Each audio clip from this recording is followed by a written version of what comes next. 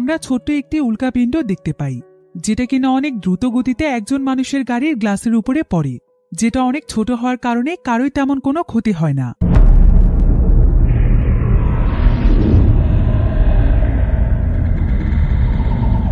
আসলে এই সময়টা ছিল এমন একটি সময় যখন আকাশ থেকে এভাবে উল্কাপিণ্ড পড়ার বিষয়টিকে খুবই সাধারণ একটি বিষয় মনে করা হতো, কারণ এখন প্রায় প্রতিদিনই পৃথিবীতে উল্কাপাত ঘটে, এমনকি প্রতিনিয়ত প্রায় 5 টন ওজনের উল্কাপাত পৃথিবীতে এসে পড়ে। কিন্তু সবচাইতে ভয়ানক ব্যাপার হচ্ছে যে প্রতিনিয়তই মহাকাশ থেকে বিশাল বিশাল উল্কাপিণ্ড পৃথিবীর দিকে ধেয়ে আসছে, যেগুলো পৃথিবীতে পড়তে শুরু করলে পুরো পৃথিবী ধ্বংস হয়ে যাবে। কিন্তু সৌভাগ্যবশত পৃথিবীর গতির ফলে সেই বিশাল বিশাল উল্কাপিণ্ডগুলো পৃথিবীর পাশ দিয়ে চলে যায়, যেটা প্রতিনিয়ত বিজ্ঞানীরা পর্যবেক্ষণ করে চলেছে। কিন্তু তারপরও তারা পৃথিবী নিয়ে অনেক বেশি দুশ্চিন্তায় ছিল, কারণ যে কোনো সময় পৃথিবীর গতির একটু পরিবর্তন হলেই সেই সমস্ত বিশাল আকৃতির উল্কাপিণ্ডগুলো পৃথিবীতে এসেই পড়বে। তাই বর্তমানে বিজ্ঞানীরা পৃথিবীর ভবিষ্যৎ নিয়ে অনেক বেশি চিন্তিত। তো এবার আমরা সেই গাড়িটির মধ্যে লিরা নামক একটি মেয়েকে দেখতে পাই, যে গাড়িটির উপরে সেই ছোট উল্কাপিণ্ডটি পড়েছিল। তো লিরার সঙ্গে এখানে তার পরিবারও রয়েছে, যাদের মধ্যে ছিল তার মা সেতলানা, তার সৎ বাবা বরিস এবং তার সৎ ভাই এগোর। আসলে লিরা যখন অনেক ছোট ছিল তখনই কোনো এক কারণে তার মায়ের সঙ্গে তার বাবার ডিভোর্স হয়ে যায়, আর তখন থেকেই লিরা তার মায়ের সঙ্গেই রয়েছে। তো আজকে তার পুরো পরিবার তাকে তার স্কুলে নিয়ে যাচ্ছে, কারণ আজকে তার স্কুলে তাদের দৌড় প্রতিযোগিতা রয়েছে। তবে এমন সময় আবার গাড়ির রেডিওতে একটি নিউজ শোনা যায় যে আগামীকাল নাকি পৃথিবীর অনেক কাছ দিয়ে বিশাল বিশাল উল্কাপিণ্ড যাবে, যেগুলোকে পৃথিবী থেকে একদম স্পষ্ট দেখা যাবে। কিন্তু এতে করে পৃথিবীর কোনো ক্ষতি হওয়ার সম্ভাবনা নেই। এটা শুনে তারা সবাই অনেক খুশি হয়ে যায়। তবে সবচাইতে বেশি খুশি হয় ইগোর। ইগোর এখানে তার বাবাকে জানায় যে সে সামনে থেকে উল্কাপাত দেখতে চায়। ইগোরের বাবা বরিস তখন বলে যে আগামীকালই তো ইগোরের জন্মদিন, তাই এই উল্কাপাত দেখাই হবে ইগোরের জন্য সবচাইতে ভালো উপহার। তাই তারা সবাই মিলে একসঙ্গে অনেক মজা করে উল্কাপিণ্ড দেখবে। একথা শুনে ইগোর সহ সবাই অনেক খুশি হয়ে যায়। কিন্তু এখানে দেখা যায় যে লিরা শুরু থেকে একদম মন খারাপ করে চুপচাপ বসে আছে। লিরা আসলে এই বিষয়টি আজ পর্যন্ত মেনে নিতে পারেনি যে তার মা তার বাবাকে ছেড়ে অন্য কারোর সঙ্গে সংসার করছে। তাই সে তার সৎ বাবা এবং ছোট ভাইকে একদমই পছন্দ করে না, আর ঠিক এ কারণেই সবসময় তার মন খারাপ থাকে। তো এবার লিরাকে স্কুলের সামনে ছেড়ে দিয়ে তার পরিবার চলে যায়, আর কিছুক্ষণের মধ্যেই শুরু হয়ে যায় তাদের স্কুলের দৌড় প্রতিযোগিতা। লিরা প্রস্তুত হয়ে সমস্ত প্রতিযোগীদের কাছে চলে আসে। এরপর তাদের দৌড় প্রতিযোগিতা শুরু হয়। তো এখানে আমরা আবার মাইক নামক একটি ছেলেকে দেখতে পাই। মাইক আসলে ছিল লিরার বয়ফ্রেন্ড। সে এখানে লিরার পারফরমেন্স দেখতে এসেছে। তবে এমন সময় আমরা দেখতে পাই যে দৌড় প্রতিযোগিতার মাঠের মধ্যে একটি সিসি ক্যামেরা লাগানো আছে, আর সেই ক্যামেরাটি দিয়ে লিরার দিকে কেউ লক্ষ্য রাখছিল। কিন্তু এটা কে ছিল সেটা আমরা কিছুক্ষণ পরে জানতে পারবো। তো এবার প্রতিযোগিতায় দেখা যায় যে লিরা প্রথমে সবার পেছনে পড়ে গিয়েছিল, কিন্তু আস্তে আস্তে সে সবার সামনে চলে আসে, আর কিছুক্ষণের মধ্যেই সে ফিনিশিং লাইনেরও একদম কাছে চলে আসে। তাই তার বয়ফ্রেন্ড মাইক অনেক বেশি এক্সাইটেড হয়ে যায়। সে একটি ফ্লেয়ারের মধ্যে আগুন জ্বালিয়ে ফিনিশিং লাইনের একদম কাছে চলে আসে এবং সে অনেক আনন্দ নিয়ে সেখানে সেলিব্রেট করতে থাকে। কিন্তু এখানে ফ্লেয়ারের আগুন দেখতে পেয়ে লিরা অনেক বেশি ভয় পেয়ে যায়, এমনকি সে অনেক আতঙ্কিত হয়ে ফিনিশিং লাইনের কাছেই যেতে পারে না, যেটা দেখে মাইক সহ বাকি সবাই একদম অবাক হয়ে যায়। তবে লিরার এই আগুনকে ভয় পাওয়ার পেছনেও একটি কারণ রয়েছে, যেটা আমরা সামনেই জানতে পারবো। তো এবার আমরা ইগোরের জন্মদিনের একটি দৃশ্য দেখতে পাই, যেখানে লিরা এবং তার পুরো পরিবার সহ সবাই পার্টি করছিল। তবে সব সময়ের মতো এখানেও লিরার অনেক মন খারাপ ছিল। আর এখানে আমরা জানতে পারি যে তাদের পরিবারে আরো একজন নতুন সদস্য আসতে চলেছে, অর্থাৎ লিরার মা সেতলানা প্রেগনেন্ট। তাই ইগোরের জন্মদিনের সাথে সাথে তারা এই বিষয়টি নিয়েও অনেক আনন্দ করছিল। আর কিছুক্ষণ পরে তাদের বাবা বরিস এখানে ইগোরের জন্য কেক নিয়ে আসে। তবে কেকটির উপরে থাকা মোমবাতির মধ্যে আগুন জ্বলছিল, আর সেটা যখন লিরা দেখতে পায় তখন সে প্রচন্ড রকমের ভয় পেয়ে যায়, আর সে সঙ্গে সঙ্গে সেখান থেকে উঠে চলে যায়। তো সে পার্টি ছেড়ে বাহিরে চলে আসলে লিরার মা তার কাছে এখনো তার এই ধরনের আচরণের কারণ জানতে চায়। তবে এমন সময় আবার সেতলানার কাছে তার এক্স হাজবেন্ডের ফোন আসে, যার নাম ছিল ডেভিড। তো ডেভিড এখানে সেতলানাকে বলে যে তাদের মেয়ে এখনো আগের মতোই আছে, সে এখনো সেই পুরনো ঘটনা মনে রেখেছে, যার কারণে আজকে স্টেডিয়ামে আগুন দেখে সে অনেক ভয় পেয়েছিল। হয়তো তার কোনো মানসিক সমস্যা হয়ে গিয়েছে, সে অনেক দুর্বল একটি মেয়ে। কিন্তু ডেভিডের একথা শুনে লিরা অনেক কষ্ট পায়, কারণ তার কাছে মনে হচ্ছিল যে সে হয়তো এখন তার মা বাবার কাছে বোঝা হয়ে গিয়েছে। তাই তারা তাকে মানসিক রোগী ভাবছে। এ কারণে লীরা মন খারাপ করে সেখান থেকে চলে যায়। আর এখানে আমরা জানতে পারি যে লীরার বাবা ডেভিড আসলে একজন অ্যাস্ট্রোনয়েট। সে প্রায় 6 বছর যাবৎ মহাকাশেই রয়েছে। এমনকি সে দক্ষ একজন হ্যাকারও ছিল। তাই সে প্রায় সময়ই বিভিন্ন জায়গার সিসি ক্যামেরা হ্যাক করে তার মেয়ে লীরার দিকে নজর রাখত। আর লীরার স্কুলে যে সিসি ক্যামেরাটি ছিল, সে সেই সিসি ক্যামেরাটির মাধ্যমে লীরার স্কুলের সম্পূর্ণ ঘটনা দেখতে পেয়েছিল। আর লীরাকে দেখার জন্য সে এটা প্রায় সময়ই করে থাকে। তবে ডেভিড এটা খুব ভালো করেই জানে যে মহাকাশের যে কোনো টেকনোলজি কোনো মানুষের ব্যক্তিগত জীবনের জন্য ব্যবহার করাটা অনেক বড় একটি অপরাধ। কিন্তু তারপরও সে তার মেয়েকে দেখার জন্য লুকিয়ে লুকিয়ে এই কাজটি প্রায় সময়ই করে থাকে। ডেভিড আসলে রাশিয়ার মিরা নামক একটি স্পেস স্টেশনে কাজ করে।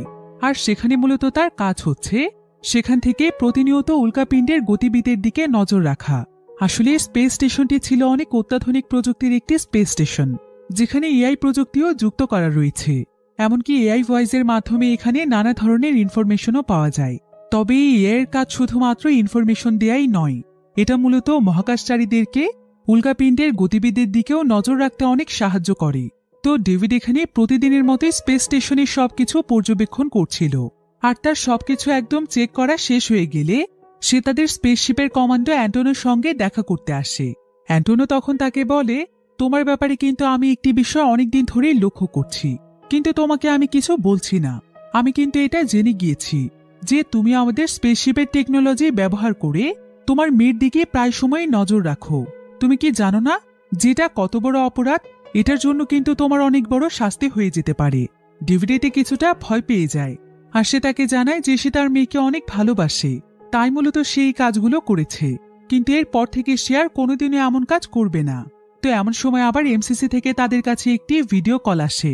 এমসিসি মানে হচ্ছে মস্কো মিশন কন্ট্রোল সেন্টার।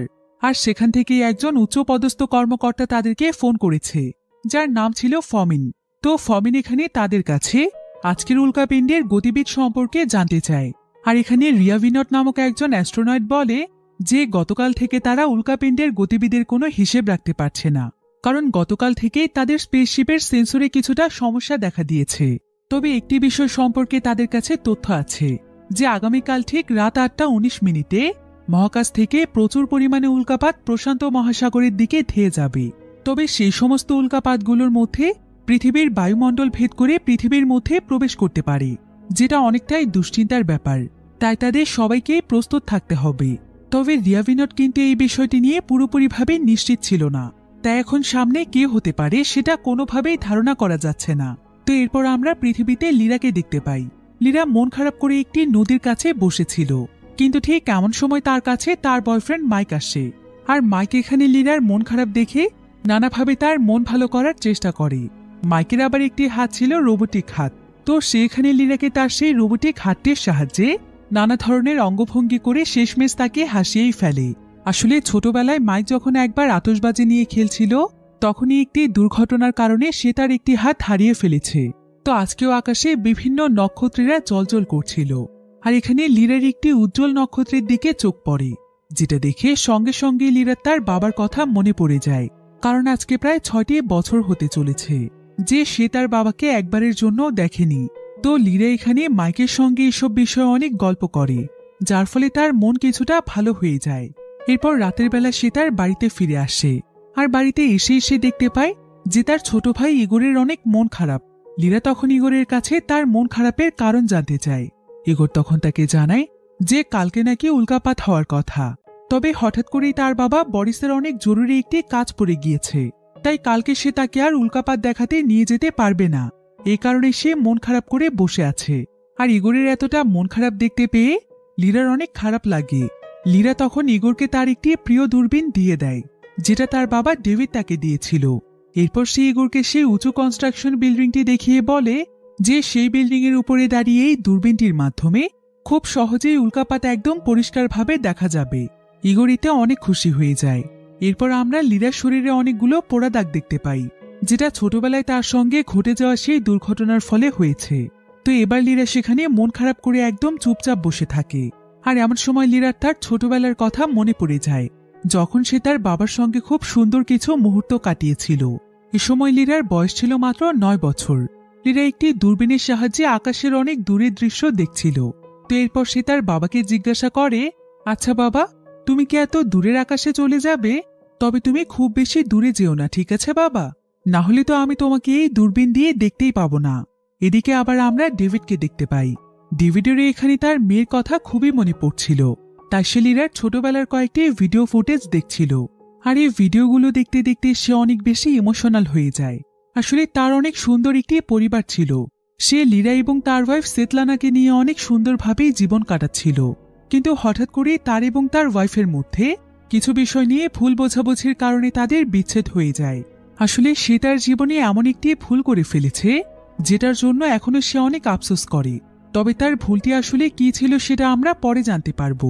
তো এবার পরের দিন সকালে দেখা যায় যে বিভিন্ন রেডিও স্টেশনের মাধ্যমে সবাইকে জানিয়ে দেয়া হয় আর মাত্র ৪৫ মিনিটের মধ্যেই উল্কাপাত শুরু হতে চলেছে। তাই এই সুন্দর দৃশ্যটিকে স্মরণীয় করে রাখার জন্য শহরের সবাইকে প্রস্তুত থাকতে বলা হয়, যাতে করে তারা উল্কাপাতের এই সুন্দর দৃশ্যটিকে উপভোগ করতে পারে। কারণ প্রতি ৫০ বছর পর পর এত বেশি পরিমাণে উল্কাপাতের দৃশ্য পৃথিবী থেকে দেখা যায়, যেটা সত্যিই অনেক মনোমুগ্ধকর দৃশ্য। তাই প্রতিটি মানুষ জীবনে একবার হলেও উল্কাপাতের দৃশ্য দেখতে চায়। তাই আজকেও এই উল্কাপাতের নিউজ শুনে সবাই অনেক এক্সাইটেড হয়ে যায়, কারণ রেডিওর মাধ্যমে সকলকে জানানো হয় যে আজকের এই উল্কাপাতের কারণে পৃথিবীর কোথাও কোনো ক্ষতি হবে না। তাই শহরের সমস্ত মানুষেরা উল্কাপাত দেখার জন্য পুরোপুরিভাবে প্রস্তুত হয়ে যায় এবং তারা শহরের বিভিন্ন উঁচু উঁচু স্থানে যেতে শুরু করে। অন্যদিকে আমরা বরিস এবং সেতলানাকে দেখতে পাই। তারা তাদের ছেলে ইগোরকে স্কুলে ড্রপ করে দিয়ে চলে যায়। তবে এখানে দেখা যায় যে ইগোর তার সঙ্গে করে সেই দূরবীনটি নিয়ে এসেছে, যেটা তাকে লিরা দিয়েছিল। অর্থাৎ যেভাবেই হোক সে আজকে উল্কাপাত দেখবেই। অন্যদিকে আমরা সে স্পেস স্টেশনটিকে দেখতে পাই। আর এখানে মহাকাশচারীরা যা ভেবেছিল সেটাই ঘটেছে, কারণ তারা স্পেসশিপের রাডারের মাধ্যমে দেখতে পায় যে পৃথিবীর দিকে প্রচুর পরিমাণে উল্কাপাত ধেয়ে আসছে। এবার তারা পুরো বিষয়টিকে পর্যবেক্ষণ করে দেখতে পায় যে বেশিরভাগ উল্কাপিণ্ড পৃথিবীর পাশ দিয়ে চলে গেলেও প্রায় অনেকগুলো উল্কাপিণ্ড পৃথিবীর বায়ুমণ্ডলকে ভেদ করতে চলেছে, যেটা খুবই ভয়ানক একটি ব্যাপার। তাই সেখানে থাকা তাদের এআই অ্যাসিস্ট্যান্ট মীরা তাদেরকে উপদেশ দেয় যে যত তাড়াতাড়ি সম্ভব তাদের স্পেস স্টেশনটিকে অন্যদিকে নিয়ে যেতে, কারণ আর মাত্র 7 মিনিটের মধ্যে এদিক দিয়েই পৃথিবীর দিকে উল্কাপিণ্ড ধেয়ে যাবে। কিন্তু তাদের স্পেস স্টেশনটি ছিল খুবই ভারী, ফলে দ্রুত স্পেস স্টেশনটির অবস্থান পরিবর্তন করার জন্য তারা সবাই মিলে স্পেস স্টেশনটির অপ্রয়োজনীয় জিনিসগুলোকে বাদ দিয়ে দেয়। এরপর তারা স্পেস স্টেশনটির অবস্থান পরিবর্তনের কাজ শুরু করে। এদিকে ডেভিড যত তাড়াতাড়ি সম্ভব তার মেয়ে লিরাকে অনবরত টেক্সট এবং মেসেজ করতে থাকে। আর অবশেষে লিরা যখন ফোনটিকে রিসিভ করে তখন ডেভিড তাকে বলে যে যত তাড়াতাড়ি সম্ভব লিরা যেন একটি সুরক্ষিত স্থানে অবস্থান করে, কারণ পৃথিবীর বায়ুমণ্ডলের দিকে প্রচুর পরিমাণে উল্কাপিণ্ড ধেয়ে যাচ্ছে। একথা শুনে লিরা অনেক ভয় পেয়ে যায়। তবে এমন সময় আবার বাহির থেকে সে কিছু একটার আওয়াজ শুনতে পায়। এরপর যখন সে তার জানালা দিয়ে বাহিরের দিকে তাকায় তখন সে এখানে দেখতে পায় যে আকাশ থেকে অনেক বড় বড় জ্বলন্ত উল্কাপিণ্ড পৃথিবীর দিকে ধেয়ে আসছে। অন্যদিকে বিশাল এক উল্কাপিণ্ড থাকায় স্পেস স্টেশনটির অনেক বড় একটি অংশ ভেঙে টুকরো টুকরো হয়ে যায়। অন্যদিকে আরও একটি বিশাল আকৃতির উল্কাপিণ্ড সোজা গিয়ে পৃথিবীর বিশাল বড় একটি সমুদ্রের মধ্যে বিস্ফোরিত হয়। তবে এই বিস্ফোরণটি এতটাই শক্তিশালী ছিল যে আশেপাশের দূর দূরান্ত পর্যন্ত সবকিছুই একদম কেঁপে ওঠে। চারিদিকে ভূমিকম্প শুরু হয়ে যায়। মীরা এতে প্রচন্ড রকমের ভয় পেয়ে যায় আর সে কোনো মতে তার ফোনটি হাতে নিয়ে তার রুম থেকে বেরিয়ে যায়। এরপর বাহিরে এসে সে দেখতে পায় যে চারিদিকে একদম হইচই শুরু হয়ে গিয়েছে। প্রত্যেকটি মানুষই তাদের জীবন বাঁচানোর জন্য মরিয়া হয়ে উঠেছে। সবাই সেখান থেকে পালিয়ে সুরক্ষিত জায়গাতে যাওয়ার চেষ্টা করছে। এদিকে বাহির থেকে প্রচন্ড রকমের বিস্ফোরণের শব্দ শুনতে পাওয়া যায়। লিরা তখন তাদের বিল্ডিং এর ব্যালকনিতে গিয়ে দেখতে পায় যে এখন তাদের শহরের উপর শত শত উল্কাপিণ্ড পড়ছে এবং এক একটি উল্কাপিণ্ড যে সমস্ত জায়গাগুলোতে পড়ছে সেই সমস্ত জায়গার চারিপাশ একদম ধুলোর সঙ্গে মিশে যাচ্ছে। মুহূর্তের মধ্যেই যেন সমস্ত বিল্ডিং, অফিস, আদালত, রাস্তাঘাট একদম ধুলোতে পরিণত হয়ে বাতাসের সঙ্গেই মিশে যাচ্ছে। এত ভয়ঙ্কর দৃশ্য দেখে লিরা একদম আতঙ্কিত হয়ে যায়। তাই সেও তখন বাকি সবার সঙ্গে সেখান থেকে পালানোর চেষ্টা করছিল, কিন্তু সম্পূর্ণ বিল্ডিংটি ধুলো দিয়ে ভরে যাওয়ার কারণে সেখানে সবার তাকাতেও অনেকটা কষ্ট হচ্ছিল। আর নিচের ফ্লোরে প্রচন্ড রকমের ভিড় হওয়ার কারণে লিরা সেকেন্ড ফ্লোরের একটি ব্যালকনি দিয়ে লাফ দিয়ে নিচে নেমে আসে। এদিকে একের পর এক আশেপাশে উল্কাপিণ্ড বিস্ফোরিত হচ্ছিল, যার ফলে ভূমিকম্প সৃষ্টি হয়ে প্রত্যেকটি বিল্ডিংয়ে ফাটল তৈরি হয়েছে। লিরার চোখের সামনে অনেক উঁচু উঁচু বিল্ডিংও ধূলিসাৎ হয়ে যাচ্ছে। শহরের সমস্ত মানুষেরাই বাঁচার জন্য ছুটোছুটি করছে। তবে এমন সময় আবার লীরার কাছে একজন মহিলা আসে, আর মহিলাটি লীরাকে জানায় যে তার বাচ্চা নাকি একটি গাড়ির মধ্যে ফেঁসে গিয়েছে, তাই সে লীরার কাছে তার বাচ্চাকে উদ্ধার করার জন্য সাহায্য চায়। এরপর সেই মহিলা এবং মীরা বাচ্চাটিকে বের করার অনেক চেষ্টা করছিল, কিন্তু তারা এটা কিছুতেই করতে পারছিল না। তবে এমন সময় আবার লীরাকে খুঁজতে খুঁজতে সেখানে মাইক চলে আসে, আর মাইক এখানে অনেক চেষ্টা করে বাচ্চাটিকে বের করতে পারে। তো এখন তাদেরকে যেভাবেই হোক নিরাপদ কোনো জায়গাতে যেতে হবে, কিন্তু তারা আসলে কোথায় যাবে সেটাই বুঝতে পারছিল না। তবে মাইক এখানে যেভাবেই হোক লীরাকে নিয়ে পালানোর চেষ্টা করছিল। এদিকে আবার শহরের বিভিন্ন জায়গাতে অ্যানাউন্সমেন্ট করা হয়। শহরের প্রত্যেকটি মানুষদেরকে বলা হয় যে গভর্নমেন্টের পক্ষ থেকে তাদের জন্য একটি শেল্টার তৈরি করা হয়েছে, যেখানে থাকলে তারা অনেকটাই নিরাপদে থাকবে। তাই শহরের প্রত্যেকটি মানুষকে সেখানে আশ্রয় নিতে বলা হচ্ছিল। ফলে সবাই তখন সেই শেল্টারের দিকে যেতে শুরু করে। কিন্তু মাইক যখন লীরাকে নিয়ে সেদিকে যাচ্ছিল, তখন তারা সামনে তাকিয়ে দেখতে পায় যে তাদের কাছ থেকে অনেক দূরে বিশাল একটি বিস্ফোরণের ফলে প্রচণ্ড ভয়াবহ একটি ধুলোর ঝড় তাদের দিকে ধেয়ে আসছে। তারা তখন ভয় পেয়ে সেখান থেকে পালাতে শুরু করে। তবে মাইক লীরাকে নিয়ে একটি বিল্ডিংয়ের পেছনে লুকিয়ে পড়ে। কিন্তু তারা যে বিল্ডিংটির নিচে দাঁড়িয়েছিল, সেই বিল্ডিংটির মধ্যেও প্রচণ্ড রকমের ফাটল তৈরি হয়েছে, যার ফলে তাদের ঠিক উপরে থাকা একটি ব্যালকনি সোজা ভেঙে একদম মাইকের উপরে এসে পড়ে। এদিকে আবার চারিদিকের এতটা বিশৃঙ্খল পরিস্থিতির মধ্যে দুজন বয়স্ক দম্পতি ভুল করে লীরাকে তাদের গাড়ির সঙ্গে ধাক্কা দিয়ে ফেলে। তবে তারা ছিল অনেক ভালো মনের মানুষ, তাই তারা সঙ্গে সঙ্গে লীরাকে তাদের গাড়িতে তুলে নেয়। এরপর লীরাকে সাথে নিয়েই তারা রওনা হয় সুরক্ষিত কোনো জায়গার উদ্দেশ্যে। তবে শুধুমাত্র তারাই নয়, বরং জীবন বাঁচানোর জন্য আরও অনেক মানুষই গাড়ি নিয়ে সেখান থেকে পালাচ্ছে, যার ফলে রাস্তাতেও একের পর এক অ্যাক্সিডেন্ট ঘটছিল। তো এখানে লীরাদের গাড়িটি কিছুটা দূরে যাওয়ার পরেই তাদের পেছনে বিশাল বড় একটি উল্কাপিণ্ডের বিস্ফোরণ ঘটে, আর এই বিস্ফোরণের শব্দে লীরা তার জ্ঞান ফিরে পায়। এরপর সে যখন পেছনের দিকে তাকায়, তখন সে দেখতে পায় যে তাদের পেছনে থাকা ব্রিজটি ভেঙে তছনছ হয়ে যাচ্ছে। এদিকে সেই বৃদ্ধ দম্পতিও অনেক বেশি ভয় পেয়ে যায়। তারা বুঝতে পারছিল না যে তাদের এখন কি করা উচিত। মহিলাটি তো এখানে ভয়ে একদম কাঁদছিল। তারপর এমন সময় আবার তাদের গাড়ির ঠিক সামনেই অনেক বড় একটি ট্রাকের অ্যাক্সিডেন্ট ঘটে, যার ফলে রাস্তা একদম ব্লক হয়ে যায়। তবে এমন সময় সেখানে উল্কাপিণ্ড পড়তে শুরু করে। ফলে সেই বৃদ্ধ দম্পতি কোনো সুরক্ষিত জায়গাতে পৌঁছানোর আগেই তাদের পাশেরই অনেক বড় একটি বিল্ডিং ধসে পড়ে এবং বিশাল এক ধুলোর ঝড় তাদের দিকে এগিয়ে আসতে থাকে। আর লীরা যখন এমন ভয়ানক দৃশ্য দেখতে পায়, তখন সে ভয়ে চিৎকার করতে করতে সেখান থেকে পালাতে থাকে। লীরা কোনো মতে একটি শপিং মলে চলে আসে, কিন্তু এবারের বিস্ফোরণটি এতটাই ভয়ানক ছিল যে সেই শপিং মলের মধ্যে গিয়েও লীরা ধুলোর নিচে চাপা পড়ে যায়। আর এমন ভয়ানক পরিস্থিতির মধ্যে পড়ে লীরার এখানে তার জীবনের কিছু ভয়ানক মুহূর্তের কথা মনে পড়ছিল, যেটা ছোটবেলায় তার সঙ্গে ঘটেছে। আসলে যখন তার মাত্র 9 বছর বয়স ছিল, তখন সে একবার তার বাবার সঙ্গে শপিং মলে ঘুরতে গিয়ে সেখানকার লিফটের মধ্যে আটকা পড়ে যায় এবং লিফটের মধ্যেও যান্ত্রিক কিছু সমস্যা দেখা দেয়, যার ফলে লীরা সেখান থেকে বের হতে পারছিল না। এদিকে ডেভিড তো তার মেয়েকে বের করার জন্য পাগলের মতো হয়ে যায়, কিন্তু সে কিছুতেই লীরাকে বের করতে পারে না। এদিকে লিফটের মধ্যে শর্ট সার্কিটের জন্য আগুন লেগে যায়, যার ফলে লীরার শরীরের একটি সাইড পুড়ে যায়। আর ততক্ষণে উদ্ধারকর্মীরা এসে লীরাকে কোনো মতে বের করে নেয়। এরপর জানা যায় যে লিফটের দরজাটি জোর করে বারবার খুলতে চাওয়ার কারণে এমনটা ঘটেছে।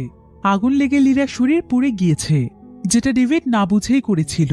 কিন্তু এই ঘটনার ফলে লীরা অনেক বেশি ভয় পেয়ে গিয়েছিল। এমনকি তার মা সেতলানাও একদম পাগলের মতো হয়ে গিয়েছিল। সেই ঘটনার জন্য ডেভিডকেই দোষারোপ করছিল। আর এই ঘটনার সূত্র ধরেই তাদের মধ্যে এক পর্যায়ে ডিভোর্স হয়ে যায়। সেই সাথে লীরার সঙ্গেও তার বাবা ডেভিডের সম্পর্ক কিছুটা খারাপ হয়ে যায়। আর ডেভিডও এই ঘটনার জন্য সবসময় নিজেকেই দোষী মনে করে এসেছে, তাই সেও নিজেকে লীরা এবং তার মায়ের কাছ থেকে অনেকটা দূরেই রাখত। তো এরপর আমরা ডেভিডকে দেখতে পাই। ডেভিড ছাড়া তাদের স্পেসশিপটির বাকি সবাই মারা গিয়েছে, আর এখন শুধুমাত্র ডেভিডের সঙ্গে রয়েছে এআই মীরা। তো মীরা এখানে ডেভিডকে জানায় যে সে ছাড়া সবাই মারা গিয়েছে, এমনকি উল্কাপাতের ফলে বিভিন্ন শহর ধ্বংস হয়ে গিয়েছে, সেই সাথে শত শত মানুষের মৃত্যু হয়েছে। ডেভিড তখন দ্রুত মীরার কাছে তার পরিবারের লোকেশন সম্পর্কে জানতে চায়। মীরা তখন তার ট্র্যাকিং সিস্টেমের মাধ্যমে শুধুমাত্র সেতলানার মোবাইল ফোনটি ট্র্যাক করতে পারে, যেটা কিনা কোনো এক হসপিটালের আশেপাশে পড়ে আছে। তবে লীরার ব্যাপারে ডেভিড কোনো তথ্যই পায় না। এমন সময় আবার ডেভিডের কাছে এমসিসি থেকে ফোন আসে। ডেভিডকে জানানো হয় যে আর মাত্র 3 ঘন্টার মধ্যে এই পুরো স্পেস স্টেশনটি ধ্বংস হয়ে যাবে। তাই ডেভিড যেন দ্রুত সেখান থেকে পৃথিবীর উদ্দেশ্যে রওনা হয়। যদিও ডেভিডের হাতে খুব বেশি সময় ছিল না, কিন্তু তারপরও সে মীরাকে তার মেয়ে লিরার লোকেশন বের করতে বলে। যদিও ডেভিড এটা খুব ভালো করেই জানে যে স্পেস স্টেশনটির সার্চ অপশন ব্যবহার করলে এটার স্পিড অনেক কমে যাবে, কিন্তু তারপরও সে মেয়েকে খোঁজার জন্য স্পেস স্টেশনের সার্চ অপশন ব্যবহার করে। ফলে প্রায় অনেক সময় পর মীরা লিরার লোকেশন খুঁজে পায়। সে একটি টেডি বিয়ারের মাধ্যমে মীরার সঙ্গে ডেভিডের কানেকশন তৈরি করে দেয়। আসলে লিরার কাছে যে টেডি বিয়ারটি পড়েছিল সেটার ভিতরে একটি মনিটরিং সিস্টেম রয়েছে এবং এটার চোখের মধ্যে ক্যামেরা সেট করা আছে, যার ফলে ডেভিড এবং লিরা একে অপরের সঙ্গে যোগাযোগ করতে সক্ষম হয়। ডেভিড তার মেয়েকে জীবিত দেখতে পেয়ে অনেক খুশি হয়ে যায়। এরপর মীরা এখানে ডেভিডের কাছে তার মা এবং বাকি সবার লোকেশন জানতে চায়। ডেভিড তখন তাকে জানায় যে সেতলানা এবং তার সৎ বাবা বরিস এখন একটি সুরক্ষিত জায়গাতে রয়েছে, কিন্তু সে কোনোভাবেই তার ছোট ভাই ইগোরের কোনো সন্ধান পায়নি। তবে একথা শুনে লিরা অনেক দুশ্চিন্তায় পড়ে যায়। এরপর সে তার বাবাকেও অনেক সাবধানে থাকতে বলে। এবার দেখা যায় যে রেস্কিউ টিম তাদের একটি কুকুরের মাধ্যমে লিরাকে কিছুক্ষণের মধ্যেই ধ্বংসস্তূপ থেকে উদ্ধার করে ফেলে। আর লিরা বাহিরে আসার পর দেখতে পায় যে পুরো শহর একদম ধ্বংসস্তূপে পরিণত হয়েছে, আর তার সামনেই ছিল সেই বয়স্ক দম্পতির গাড়ি। লিরা বুঝতে পারে যে তারা আর বেঁচে নেই, এমনকি তার বয়ফ্রেন্ড মাইকো হয়তো মারা গিয়েছে। লিরা এতে অনেক বেশি ভেঙে পড়ছিল। অন্যদিকে আমরা সেতলানা এবং বরিসকে দেখতে পাই। যদিও তারা একদম সুরক্ষিত রয়েছে, কিন্তু তারা লিরা এবং ইগোরকে খোঁজার জন্য চেষ্টা চালিয়ে যাচ্ছে। তবে এমন সময় সেতলানার কাছে ডেভিডের ফোন আসে।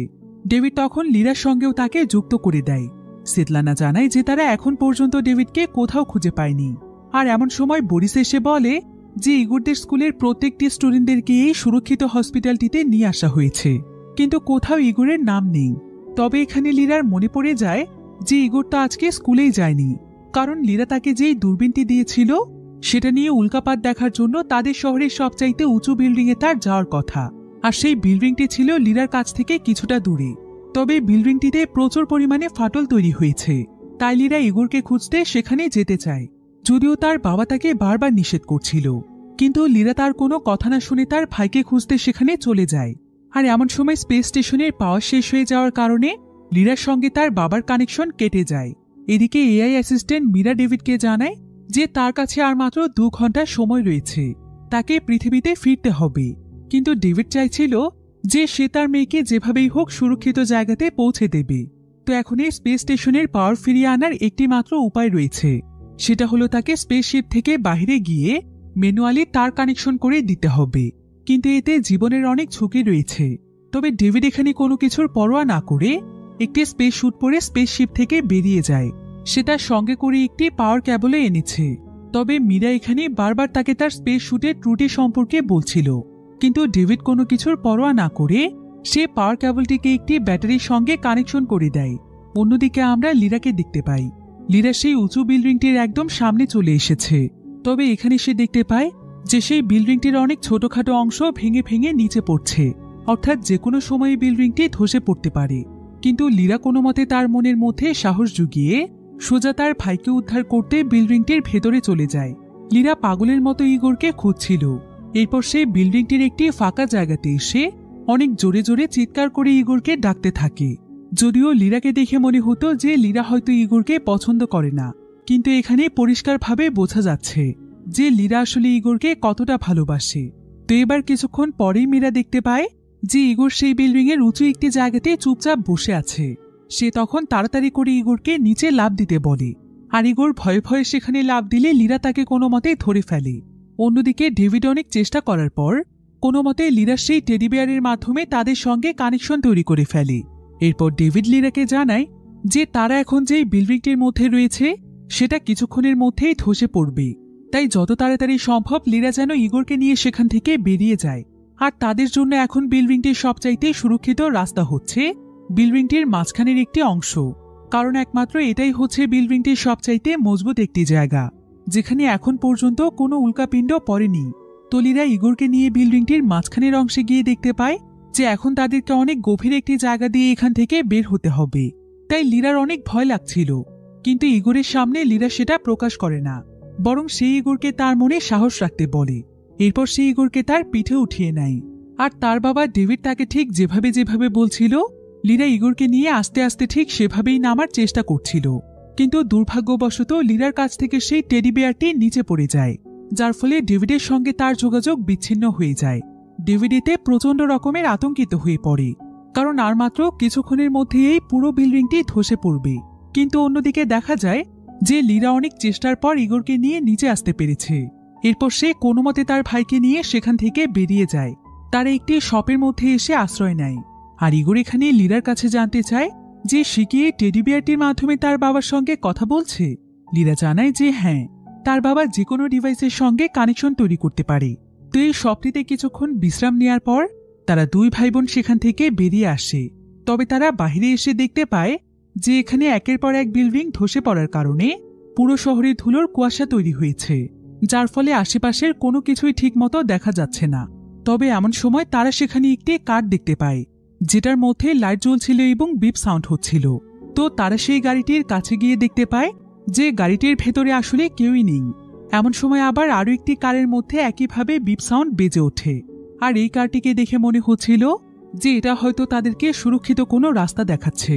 তো লীরা এবং ইগোর যখন সেই কারটির কাছে যায়, তখন তারা দেখতে পায় যে রাস্তাতে যতগুলো ট্রাফিক লাইট রয়েছে সেগুলো এক এক করে জ্বলে জ্বলে তাদেরকে দিক নির্দেশনা দিচ্ছিল, যাতে করে এই ধুলোর কুয়াশা থাকা সত্ত্বেও তারা সঠিক রাস্তা দিয়ে যেতে পারে।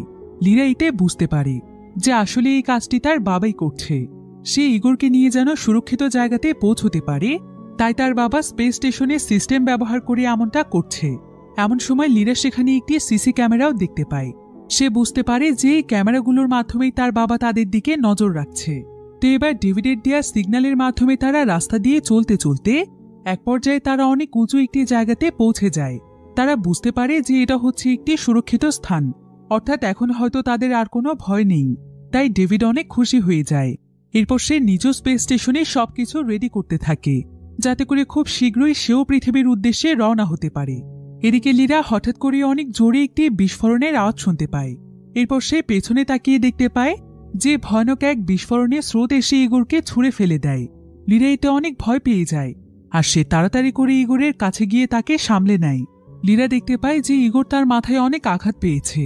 অন্যদিকে ডেভিডও এই বিস্ফোরণের খবরটি জানতে পারে, আর এই অ্যাসিস্ট্যান্ট মীরা তাকে জানায় যে সেখানে থাকা ছোট্ট একটি জাহাজে আগুন লাগার কারণে এই বিস্ফোরণটি ঘটেছে। এমনকি সেখানে থাকা আরও একটি বড় জাহাজের মধ্যে আগুন লেগেছে, ফলে কিছুক্ষণের মধ্যে সেখানে আরও অনেক বড় একটি বিস্ফোরণের সম্ভাবনা রয়েছে, যার ফলে হয়তো লীরা এবং ইগোর মারাও যেতে পারে। কিন্তু এদিকে ডেভিডের কাছেও খুব একটা সময় ছিল না, বাঁচতে হলে তাকে এখনই বের হতে হবে। কিন্তু সে এখানে সিদ্ধান্ত নেয় যে তার যা কিছুই হয়ে যাক, তার এখানে মৃত্যু হয়ে গেলেও সে তার মেয়েকে বাঁচাবে। তাই সে তার মেয়ের জন্য সবকিছু করার আপ্রাণ চেষ্টা করছিল। এদিকে লীরা সেখানে একটি হেলিকপ্টার দেখতে পায়, তাই সে তাড়াতাড়ি করে তার ভাই ইগোরকে নিয়ে সেখানে চলে যায়। আর সে সেখানে থাকা রেস্কিউ টিমের কাছে তার ভাইয়ের জন্য সাহায্য চায়, কিন্তু তাদেরকে হেলিকপ্টারে নেওয়া হয় না, কারণ অলরেডি সম্পূর্ণ হেলিকপ্টার লোড হয়ে গিয়েছে। তাই ইগোরকেও হেলিকপ্টারে নেওয়া হয় না। কিন্তু ঠিক এমন সময় আশ্চর্যজনকভাবে হেলিকপ্টারের ভেতর থেকে বের হয় মাইক, আর সে তার জায়গাতে ইগোরকে হেলিকপ্টারে উঠিয়ে দেয়, কারণ ইগোরের অবস্থা খুব একটা ভালো ছিল না। এদিকে মাইককে জীবিত দেখে লীরা অনেক খুশি হয়ে যায়। এদিকে ইগোরকে সোজা সেই সুরক্ষিত হাসপাতালে নিয়ে যাওয়া হয়, যেখানে তার মা বাবা রয়েছে, আর সেখানেই তার ট্রিটমেন্টের ব্যবস্থা করা হয়। অন্যদিকে ডেভিডের কাছে আর মাত্র 29 মিনিট সময় ছিল। তবে ডেভিডের শুধুমাত্র চিন্তা ছিল তার মেয়েকে নিয়ে। সে তখন মীরাকে অর্ডার করে যে তার মেয়ের আশেপাশে থাকা যে কোনো ডিভাইসের সঙ্গে কানেকশন তৈরি করতে, আর মীরা তখন তার এআই সিস্টেমের মাধ্যমে সরাসরি মাইকের ফোনের সঙ্গে কানেকশন তৈরি করে ফেলে, কারণ এটাই ছিল লীরার সবচাইতে কাছের ডিভাইস।